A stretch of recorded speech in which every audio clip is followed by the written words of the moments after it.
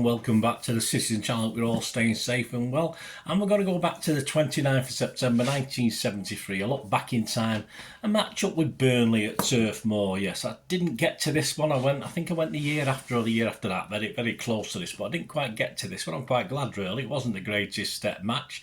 This episode is simply entitled "What's That Fat Bastard Doing in Goal for Us?" Yes, that's well, it will all become clear. More on this and who said it and who about whom, of course, very soon. And of course, join me as we look back one of our darker moments for a certain City keeper legend, and he is a legend in history at Turf Moor as I'm recording this almost 50 years ago to the day. So please join me for that. Please, if you are new to the channel, push that subscribe button, push the bell notifications. Everything City present and of course past like this. Hope you enjoy it, my History Boys features. It'd be great to have you on board. Spread the word, please, guys. And if you are pushing buttons, you can press that little like button. It'll be very appreciated. Get it smashed. Get that thumbs up smashed. Yes, Saturday, September the 29th. Say, I'm fairly sure this wasn't my first one. It might have been the year after. My memory is shot. I did in my history of Manchester City. I can confirm whether it was or not. Anyway, so check that out if you get a chance. So of course it ended Burnley 3, City 0. Fletcher with a couple of goals for Burnley. Dobson.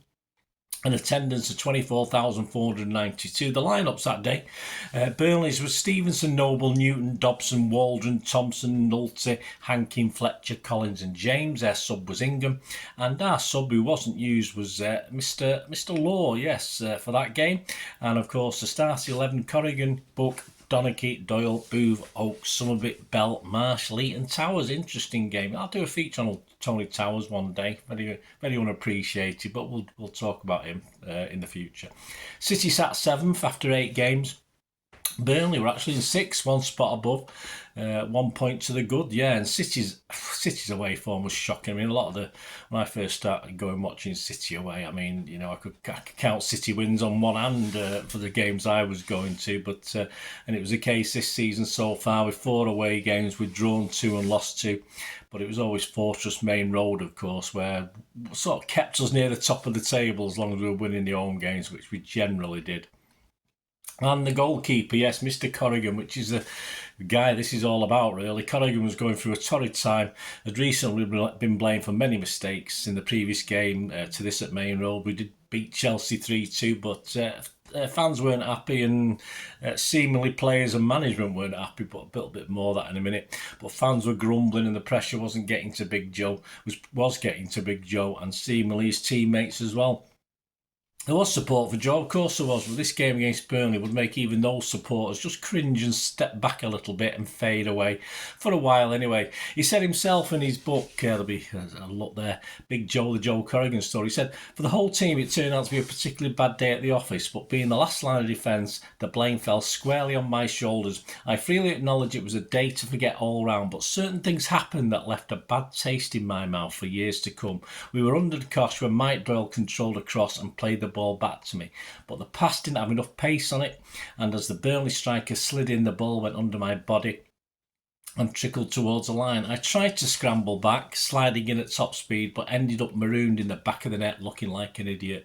It was my job to keep the ball out. I didn't care what it looked like, but the fact remained it was a goal. I kicked the ball upfield and didn't see Mike Doyle run to the manager's dugout, where he let it be known in no uncertain terms what he thought of me as a keeper and as a man. We lost 3-0, and afterwards Ken Barnes told me Doyle had asked, "What's that fat bastard doing in goals for us?" It left me feeling cold towards Mike for a number of years. Not surprised there, Joe, that's for sure.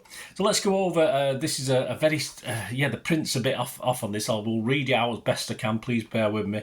It's Colin Todd's report.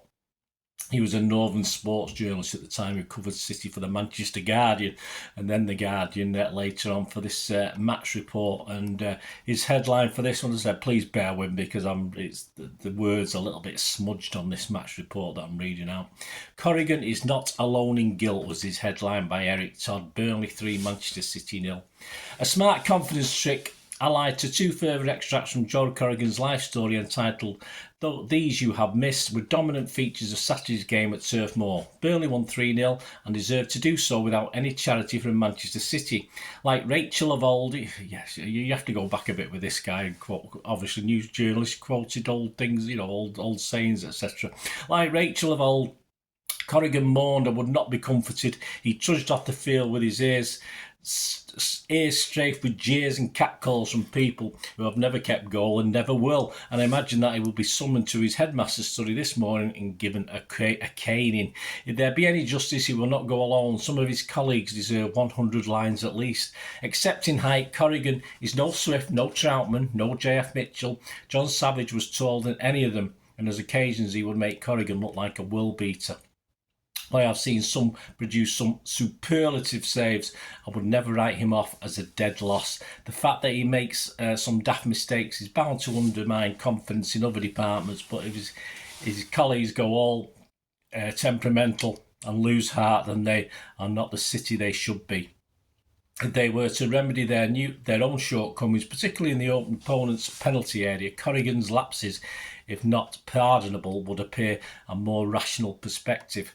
On Saturday, City showed some delightful approach work, and once or twice were unlucky to score, notably through Lee and Oakes, while in the last minute Bell steered the ball wide of Stevenson and the near post. Somerby nevertheless offered the only consistent threat to Burnley, and his complete involvement led to his 3rd booking of the season behind the tireless Doyle.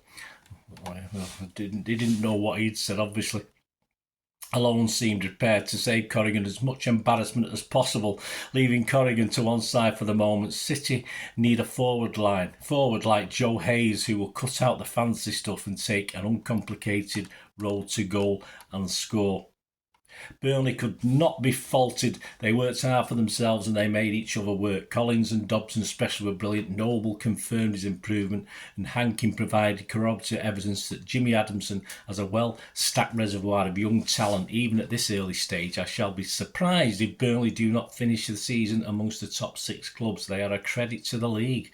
Those of you who watched Burnley win the FA Charity Shield game at Main Road, I did, will remember the subtle free kick worked by Casper and Collins, which led to the decisive goal by Walden after 3 minutes on Saturday. Somerby fouled Dobson, and as the City players took up their positions for the free kick, you could imagine them saying to themselves, "Watch that, Waldron." They did just that and forgot to watch Fletcher, who headed off fine goal from Collins' free kick after Dobson had pretended to take it. In the 38th minute, Fletcher beat Booth smartly near a corner flag and turned the ball back to Dobson, who drove it through Corrigan's hands and into the net. In the 48th, Doyle headed the ball back. Corrigan did not want it, Fletcher did. City, as doubt, will try to buy a new goalkeeper if they and one who never made a mistake, who never threw the ball into his own net, and who every faith in the men in front of him, then the money will be well spent.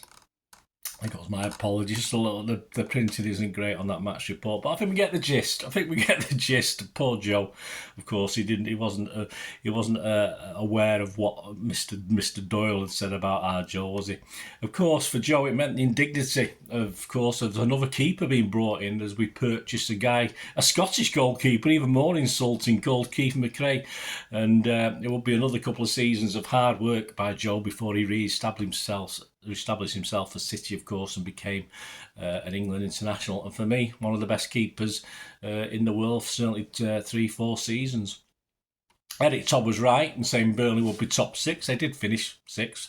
At Main Road in December, we exacted a little bit of revenge with a 2-0 win through Colin Bell and Mike Doyle. City went from bad to worse with manager Hart having to step down. In came Ron Saunders, who didn't even see the season out, and Tony Buck finished the season as City's 3rd manager. We finished 14th that season. Against all the odds, though, we did reach a League Cup final, and that was my first, but were beaten by Wolves, as you probably know.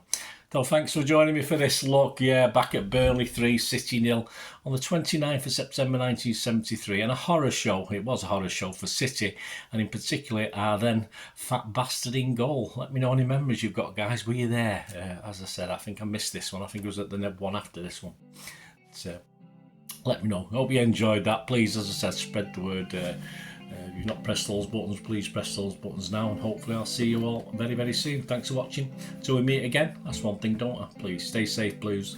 Come on, City. Come on, Big Joe. Bye for now.